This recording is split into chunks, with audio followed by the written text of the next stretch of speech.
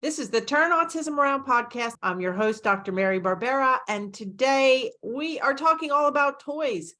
And whether you're a parent or professional, I'm sure you've got loads of toys, loads of missing parts, have kids who probably have poor play skills, and we're addressing all that today. Kelsey and I are both on the show. We are showing toys, but even if you're listening, it's really not about the toys. It's about the procedure you use.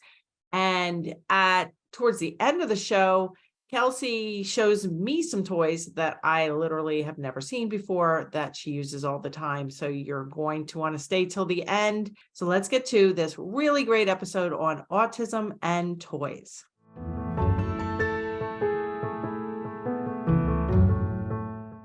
Okay, Kelsey, today we are talking all about toys for kids with autism and toddlers showing signs. And I know you and I both gathered some toys together, so we're surrounded by toys. Hopefully we won't be too loud in the microphone. So thanks for joining me today, Kelsey, and gathering your toys. Yes, thanks for having me. It's going to be a fun episode. Some of these toys I haven't pulled out in a while. Yeah, me too. Okay, so for those of you listening to the podcast and not watching it, this may be a good one to actually watch. You can always watch the podcast on my website if you want to see what we're doing, but we're going to try hard to make it interesting, even if you're driving in a car or running or whatever you're doing while you're listening. We're going to know that you can go to that link and you can find in the show notes what these toys look like and how to buy them. But it's not specifically about which toy to buy. It's which type of toy to buy and what to focus on is really what we're getting at here. So don't get too concerned that we're going to give you this whole list of things to buy, because it really isn't about buying new toys. It's about using the right toys, depending on your child or client's abilities. So that's the first point I want to make is when you say, what toy should I get? I have a 4-year-old, or I have a 8-year-old, or I have a 2-year-old with autism. We need to look at not their chronological or real age. We need to look at their language ability and their developmental age.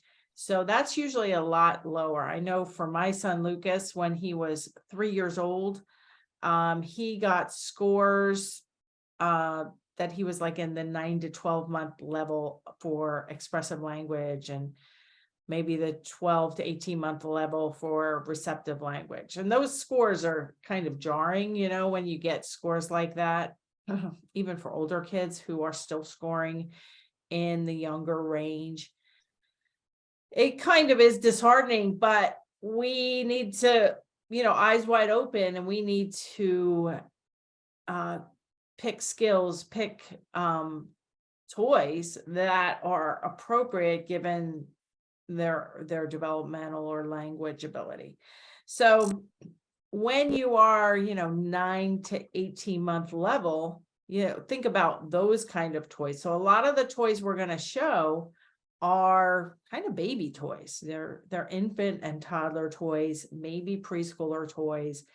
And we can't expect kids to have pretend play skills, sharing abilities, turn-taking abilities like board games until they can talk or communicate, they can follow directions, they can touch body parts. There's so much language and joint attention.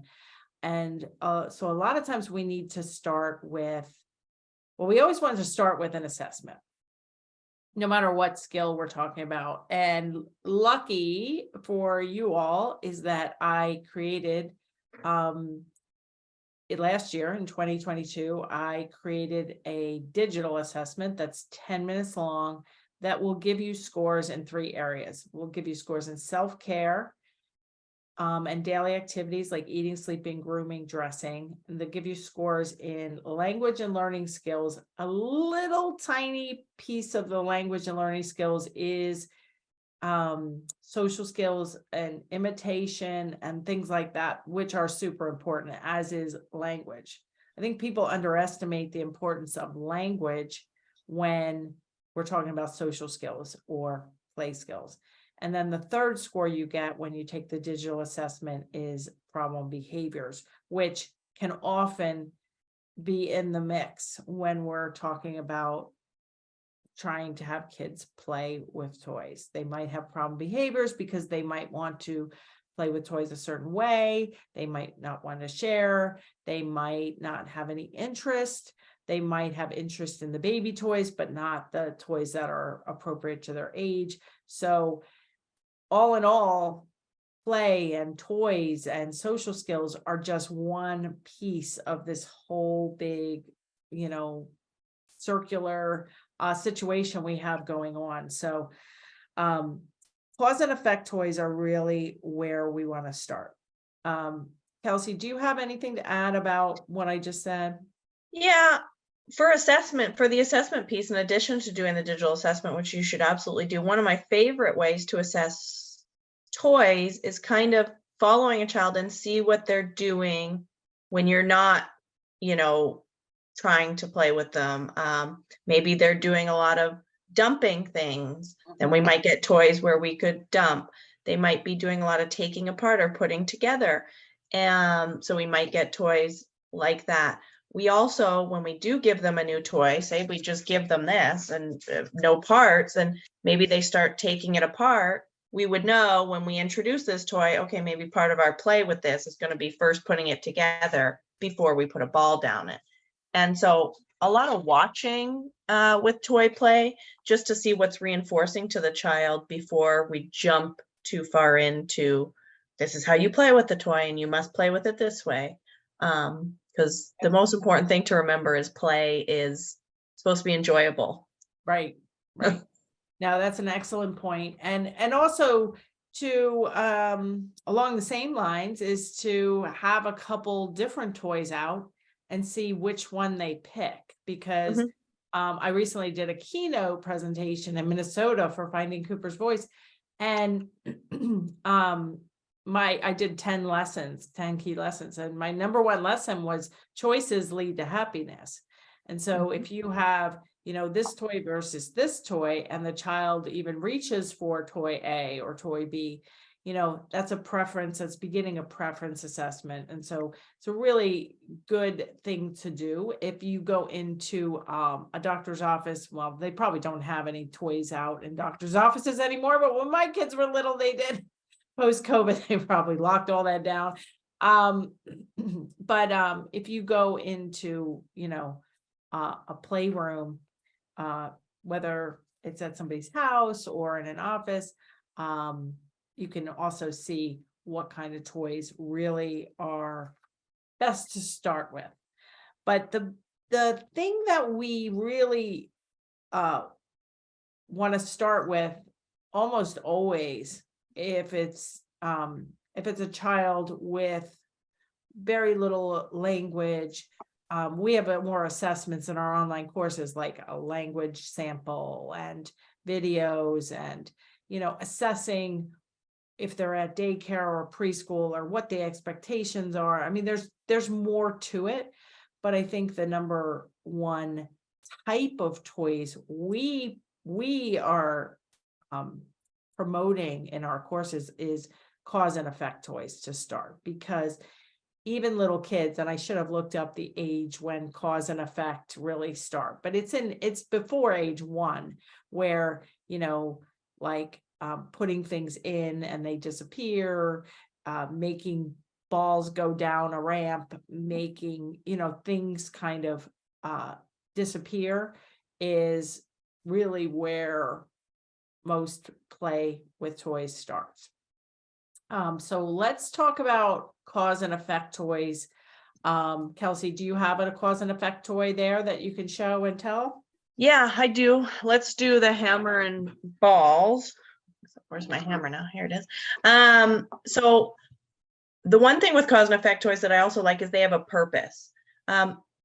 Giving kids who don't necessarily have the skills or imitation skills yet to copy you or to model what you're doing with toys, they may not have any idea. So when there's a purpose and there's this repetitive motion, that's a lot easier to learn.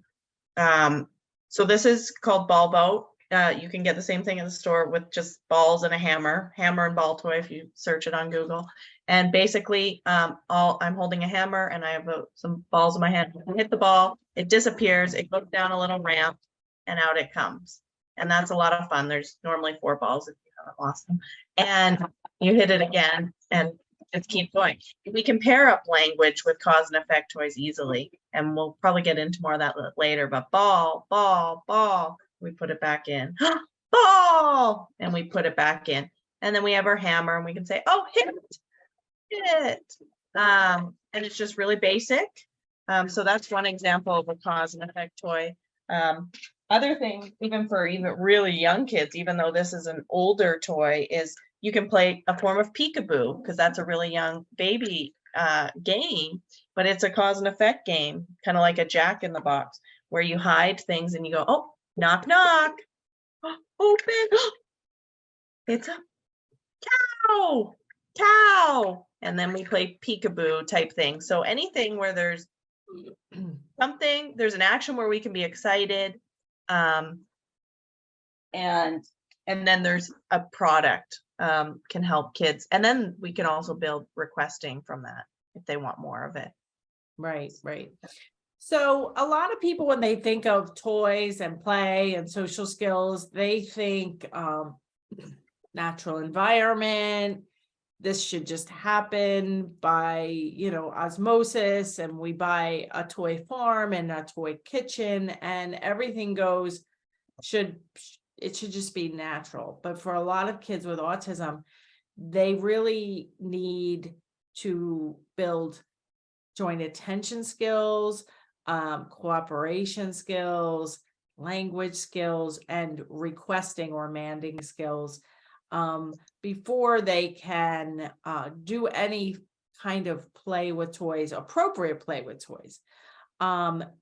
Kids tend to, with autism, and I know I'm generalizing here, but kids with autism who don't have language skills or a lot of language skills, we're talking about kids who don't talk, who talk in short phrases, or maybe even they're talking, in little sentences, but they're, on certain subjects, very rote.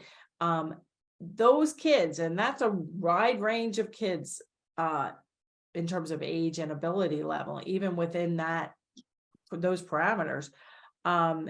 These kids really need, in my opinion, a lot of table time, a lot of instructor time, whether that's a parent sitting down with a child at a table or on the floor, especially if you've got a bigger toy, like we have, big toys that you sit on the floor, but toys with parts are really important when you're talking about trying to pair the toys, trying to get the child requesting. One of my favorite toys to use at the table is Mr. Potato Head. I used to call him Mr. Potato Head, but now he's just Potato Head, he or she. And one of the reasons I really like Potato Head is we can keep all the parts. I have a big bin of parts. You can also keep them in a plastic baggie. All the parts should need to be kept together. This is not the kind of toy I would just have laying around a playroom for a child that, like I described, little to no language or talking in little phrases, but not, on age level, have the language ability of a 1 to 5 year old. Whether you're 2, whether you're 12, doesn't matter. If you have the language ability of a 1 to 5 year old, these kind of techniques will work. So the Potato Head, shoes are really easy, or feet are easy to say. You get that built. Then eyes, nose, mouth, teeth, those are all 1 syllable words, which we have covered a lot, is that kids really need to talk in very short syllable words. So we don't talk about length of utterance in terms of words. We talk in terms of syllable length within the words. We had Dr. Barbara Esch on the show recently, and she's the queen. She's an SLP MBCBID, and she's the queen of teaching me a lot of this stuff about syllables within words. So you want to start out, if a child's not talking or not talking well or having articulation problems, we want to start out with 1 to 2 syllable words. The other nice thing about potato head is ear. The sign for body parts is touching, the nose for the nose and the ear for the ear. And you can get some good cooperation, and not everybody's going to love potato head right from the start. So we're going to have to do a really good job of pairing this up. And I know once I built potato head with a child, and this isn't a fully built one, but let's just say he's fully built. He's got his hat and everything and his arms on. Then we might do things like jump. Oh, let's make him jump. Oh, he's tired. He's going to nap. We could cover him with a blanket. We can pretend to sleep ourselves. Oh, he's thirsty. Let's give potato head a drink, and make it fun, make it silly. Also have the child help you get the parts back in the bag. And this can be a really great, 15-minute little lesson about potato head, but it's got to be fun. It's got to be reinforcing.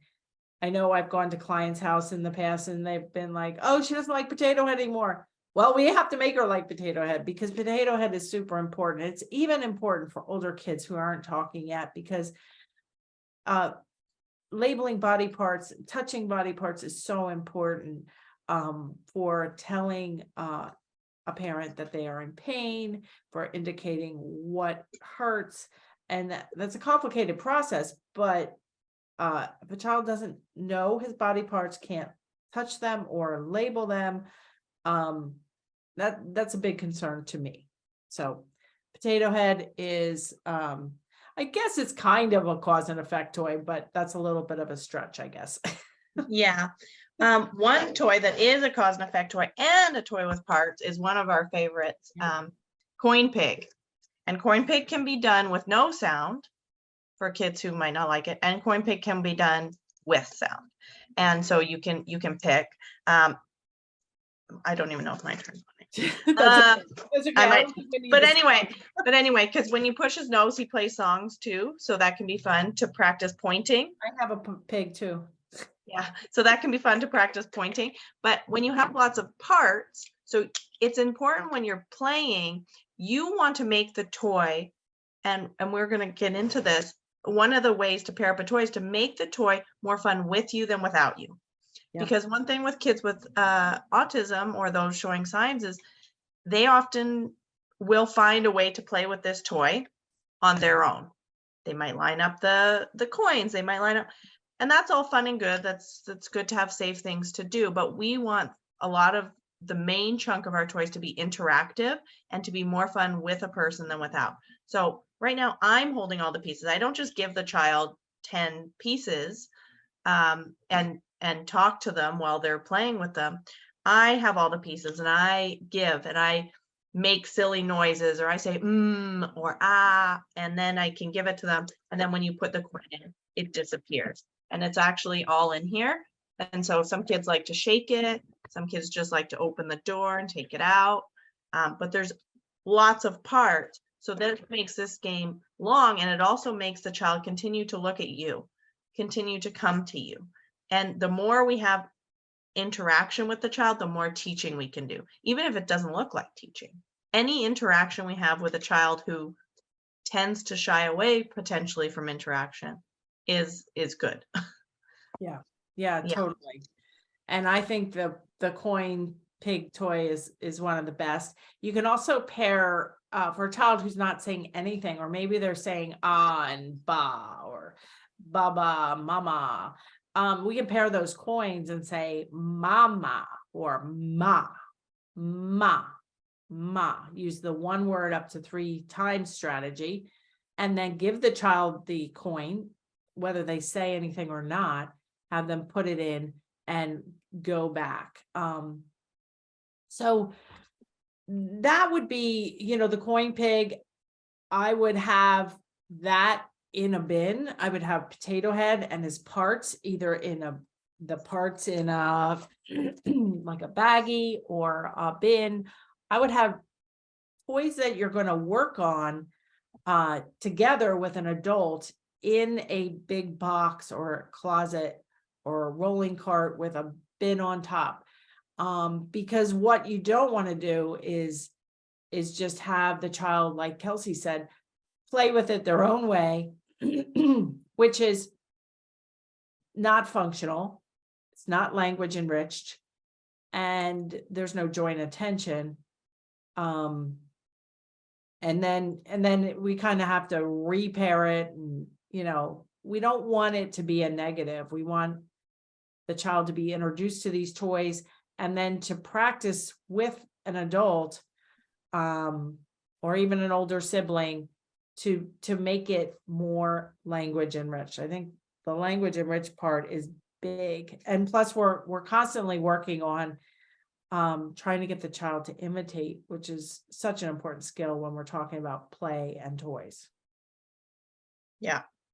So to pair up table time and to pair up toys, because these things might be neutral. Like it might be fun to turn on those the pig music and stuff that might help pair it up. But like a toy like Potato Head, it's probably going to be pretty neutral. And so we have to be really careful the way we pair this up.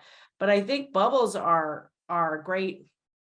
I don't know if we consider bubbles a toy, but I would always have bubbles, always try to pair up bubbles. There's a lot of language enrichment. The child could learn to blow too. There's also like things like bubble guns and bubble wands and other bubble related things that you can buy or pair up. I think bubbles are a great idea. Another toy that is great for a table or pairing up or even a group activity is Play-Doh, and Play-Doh sets where you have, a rolling thing and some cookie cutter fish and a car, different color Play-Doh, scissors to cut the Play-Doh. I find that Play-Doh is an excellent toy. Yeah, and a really cool thing about Play-Doh is you can get cookie cutters of all different shapes, like a car, a dog, and now you're pairing up, car and dog, and these one-syllable words again, and you can make it for the child, and that's super fun. Yeah. So you also have like wind-up toys there, Kelsey. You want to show I do that? have some wind-up toys. So the fun thing about wind-up toys is they're quite hard for young kids to use, which meets our requirement of toys have to be more fun with you than without you, or unusable without you. So they need you. So that's a positive. And they're super fun. I could only find Halloween ones for some reason, so I have a little like zombie. If you can find ones like cat or car, or ones that the child can ask for on their own. I don't know what I would call this one, honestly, but Monster. And you just turn them, and I don't know if they'll work on my hand, but often they'll walk, they'll flip, they'll do lots of fun things, and then again, and then we can do it again, and it's a really good way. And since it's short on time, if we are working on other skills and using this as reinforcement, we never need to take the toy away. It just naturally stops, and then they need us again, and we're in a good teaching position. So wind-up toys are so much fun. You can get them at the dollar store. You can get fancier ones online, but wind-up toys are a ton of fun. Yeah. All right, let's talk about two more toys that I like at the table. Not the other toys, not necessarily at the table only, but inset puzzles are great.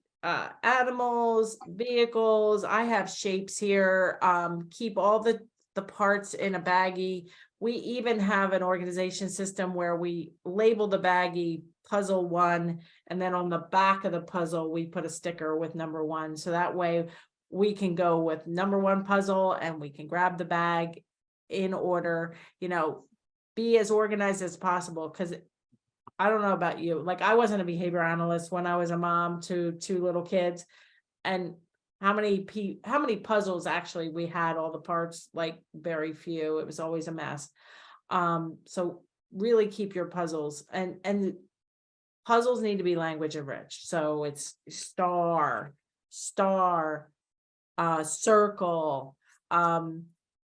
Don't want to start with colors and shapes and numbers and letters necessarily, unless the child is very reinforced by these things.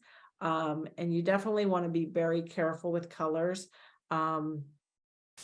because we don't want to teach it too early. So yeah, I like inset puzzles. Have a variety, have at least 5 inset puzzles. And you might say, oh, but my child already builds like small jigsaw puzzles, so this is too babyish. Not so fast, because remember, everything we're doing is language enriched, is cooperative, is, eventually maybe the jigsaw puzzles are independent free play, and these are more with an adult, until the child can say, if the child can say, triangle and heart, and maybe it is too babyish, but don't start with the premise that it's too babyish unless your child is talking. Yeah. And talking pretty well. Brentley's 9 now, and he still loves inset puzzles. We use them, we hide them. We've taught him prepositions with them, how to find the pieces. We've taught him, how to sort by category with puzzles. There's just so many ways you can use a good puzzle. Yeah. So it's one of the best things. Yeah. And keep them organized so you don't lose the parts, because that's Yeah. Okay. And then another toy that I really like is a Magnadoodle. I have done a lot of work with, like, I draw a circle. And if I can pair circle, if I can get the child to say circle, that's awesome. And then I make eyes. So I say eyes, and then I draw the eyes. So I can draw smiley. This Magnadoodle has some stampers. So dot, dot, dot, dot, it's great for imitation, language enrichment. We can draw a house with a roof. We can do parts. We can have the child learn to draw, which is really a great skill. We can have letters, numbers. We can write the child's name. There's so many things we can do. We can say, Old MacDonald had a farm, and then draw E-I-E-I-O. So many things you can do with a Magnadoodle. So I do recommend a Magnadoodle too. Yeah. One toy that I'll share that pretty much every kid I've worked with has loved, that we don't talk about that much because it's kind of an open-ended toy that maybe an older learner might play with, and older learners can, but they're magnet blocks. I like these ones that are full, because they're easy to stack as towers and they don't fall down, and you're not necessarily building anything. So they're like blocks.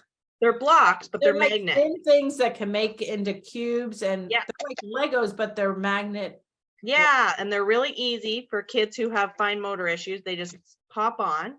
And the fun thing is they also just break really easy. So we build a nice little tower that we can, put things in as well. Now this is a box. We can put our wind-up toy in it. Oh, nice. Now he's stuck.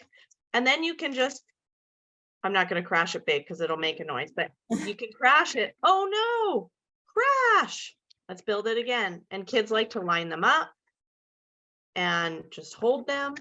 And so they're an older kid toy where you can pretend play, but you can also just click and swing them together. And they're very visually stimulating for kids who like to put things in front of their faces, and you can crash with them or build a car around.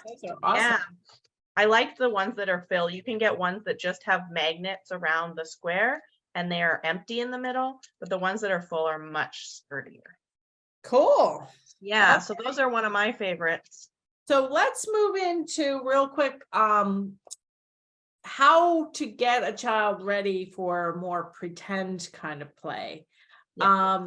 So Kelsey's got a sink there I that do. actually fills with water. Mhm. And so the child could, wash the dishes and that sort of thing. And she's holding it up there, but you may want to talk, Kelsey, because I don't think you're Yeah. gonna So I'm show. holding up the sink, which is basically just a box.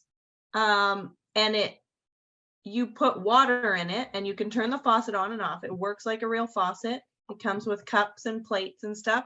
So we can actually, one of the first pretend play skills that kids do developmentally is do a scene that happens in their everyday life, whether it's eating or drinking or dishes, because I'm sure they, see mom and dad or their caregivers doing dishes. Yeah. And the nice thing about this is it has water, just a little bit of water play. And one of the skills Mary's probably going to talk about now is when you're starting with pretend play, one of the most important skills is imitation. And so before jumping into something like that, what would they need to teach, Mary? Well, and just being familiar with item names, like what is a plate or a spoon, because one of the most important skills, in addition to imitation, is requesting. So we want to be building the skills to request a spoon, to request a drink, to label a cup, to ask for the red cup eventually versus the blue cup, and that sort of thing. So that's called a wash-up kitchen. And who makes that? Just It's a so. I mean, this one's by Puzzle Toys, but if you just type pretend sink in on Google or Okay. Amazon, I think a Yeah. lot of I companies make saw, it. I think I saw Loverly Yeah. has a sink like that too. So um I think in preparation, like, yes, get a dollhouse, get a farm, but don't have it just laying around. Don't have the parts laying around for the child to chew on or to lose or to come up with some uh ritual that makes the toy just kind of not functional. So what I like to do at the table actually is those of you who have watched or listened to me in the past know I am a big fan of the table, and I'm also a big fan of a shoebox program, usually with a small slit into it. And for pictures of mommy, daddy, reinforcers. But you can also take a shoebox here. I have a shoebox here with a big hole in it, or an oatmeal container with a big hole in it. And then we can start to pair, I have an apple, a knife, and a plate, all pretend plasticky things. So I can pair the words apple, so 3D item, and the child can put it in, cause and effect in the shoebox. Knife, and I probably should have spoon, because that's what we're going to be giving a child first, not knife, but have a knife. So plate, you can do the same thing with your toy animals. Again, once they go in the box, and if that's going to be kind of what you're working on now, that's fine to keep them in a box, but just don't have them scatter. Here's a horse, a toy horse, a pig. Remember, 1-syllable, 2-syllable words are best. If I have a choice between a pig and I don't even know if this is a tiger or a jaguar. Like, we don't want to teach kids harder words before they go with really easy words. Dog, cat, pig, horse, cow. Those are all good words. Here's a little fake food, and it's like French fries, hamburger, popcorn, little drink cup. So when we think of, if you have these kind of things laying around, you may want to bag them up into bags, get a different shoebox, cut a bigger slit into it, or an oatmeal container, and start pairing that up. not to say that we can't take the fake food over by your toy kitchen, and also play with the child, pretend play. It's just usually from my experience now, we're working on 25 years since Lucas started to show signs of autism. Um, so in my experience, kids need more than just a little, like, put everything out. Like, they're not going to learn social play skills, language skills without some direct teaching. And a lot of times that's going to involve many trials of saying the word pig, or many trials of, building potato head. It's not just going to be like you buy it and then everything happens. So I think that is a good point to make, is like, you don't have to go out and buy all this stuff. Look around your house, ask your neighbors or friends if they have, toddlers or preschoolers and they're getting rid of toys. Go to yard sales, the Goodwill around my house. I've gotten some really good things. Go on mommy's groups and free marketplace sites. And when in doubt, look for these kind of toys. It doesn't have to be exact. We've worked with people from over 100 countries in our online courses. So sometimes, like, they can't get potato head, or they can't get, okay, just use a magnet doodle. Oh, you don't have a magnet doodle, use a piece of paper, use the things that you have. And it should, we just don't want to expect a child to have pretend play, to have cooperative turn taking, to be able to play board games without these basic autism toy skills. Yeah. And I would agree with that, Mary, and making sure you don't put too many demands on toys and do this, do this, do this, do this, and kind of see, one of the reasons I originally got magnet blocks is because Brentley loves to break things. He loves it. And it was a way, like, and that was one of his first things he imitated, was knocking things down. Like, he wouldn't imitate anything, I remember. And I remember being like, he'll never imitate, but he would knock things down. And so finding things that your child does and starting there with imitation or with all these skills, and finding toys that can fulfill the need of maybe something they're doing that you don't love. Yeah. Them doing. Yeah. And we do have other shows. We have a video blog on imitation we can link in the show notes. We have a previous show on social skills. So we can link a couple of those shows, but I don't think we're going to link each toy, because we've showed so many toys. But also, when your point about the magnet blocks, they are similar to Legos. And like, if your child likes Legos, your child likes little Legos versus big Legos. You have to think about choking hazards and all that stuff. But Lego is one of the best toys for all ages, because they make big Lego and then multiple, building your own, which is a great skill.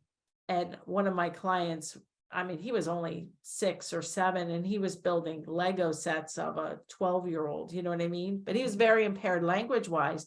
But that's a great toy to pair up, make sure he's safe, and then that's a leisure activity. Also, Lucas does puzzles as a leisure activity, like jigsaw puzzles, 250 piece puzzles, 500 piece puzzles. And we actually, in my keynote presentation, I showed a picture of him doing a puzzle, and we got this idea from one of my cousins, not in the autism world, but Shutterfly and places that make photos. You can send in a photo and they make a jigsaw puzzle out of it. So that's a great idea too, for those leisure activities with toys. So it's a process. Over the years, your child or clients will change, and their interests will hopefully grow. And we're constantly looking for toys that we can engage with and toys that they're safe, that they're happy with, that can become leisure activities. Yeah. Yeah, I think those are all really good points, and a good way to wrap up Yep. this episode on We thought it'd be on short. toys. It turns out to be one of our longer ones. And So- actually, Mary, we do have some of these toys linked at marybarbera.com/materials. Okay, cool. Yeah, we have some of those toys linked. Excellent. All right. Well, we're going to wrap it up. Hopefully you all found that to be exciting. And for those of you that just listened, hopefully we described our toys enough, and I'll see you right here next time, next week.